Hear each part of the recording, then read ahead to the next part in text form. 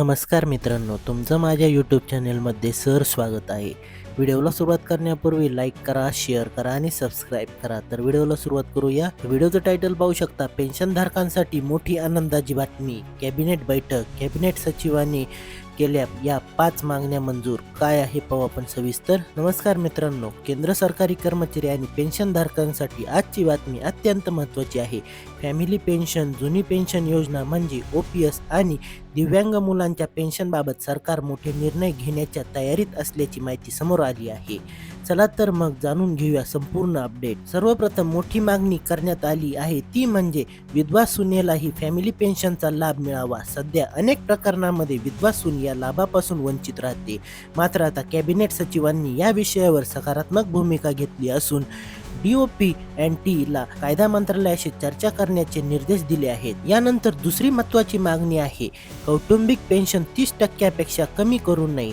सध्याच्या नियमानुसार कर्मचाऱ्याला पूर्ण पेन्शन ही सरासरी वेतनाच्या 50% मिळते, तर कुटुंबाला फक्त 30% फॅमिली पेन्शन दिली जाते. NCJCM ने सरकारकडे मागणी केली आहे की मृत कर्मचारी किंवा पेन्शनधारकांच्या कुटुंबाला किमान 30% पेन्शन हमखास मिळाली पाहिजे. सरकारने ही मागणी 8व्या वेतन आयोगाकडे पाठवण्याचे संकेत दिले आहेत. आता बघू सर्वात चर्चेत असलेल्या विषयाबद्दल. OPS म्हणजे जुनी पेन्शन योजना. कर्मचारी संघटनांनी मागणी केली आहे की ज्या पदाची भरती प्रक्रिया 22 डिसेंबर 2003 पूर्वी सुरू झाली होती त्या कर्मचाऱ्यांना जुनी पेन्शन योजना लागू करावी. विशेष म्हणजे अनुकंप नियुक्तीधारकांना याचा फायदा मिळू शकतो. आणि शेवटची मोठी अपडेट, दिव्यांग मुलांसाठी उत्पन्न प्रमाणपत्राची अट रद्द करण्याची मागणी.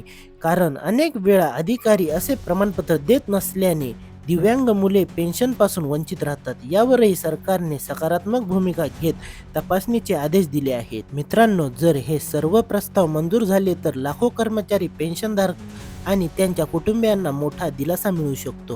व्हिडिओ आवडला असेल तर लाईक करा, शेअर करा आणि सबस्क्राईब करा. भेटूया पुढील व्हिडिओत. धन्यवाद.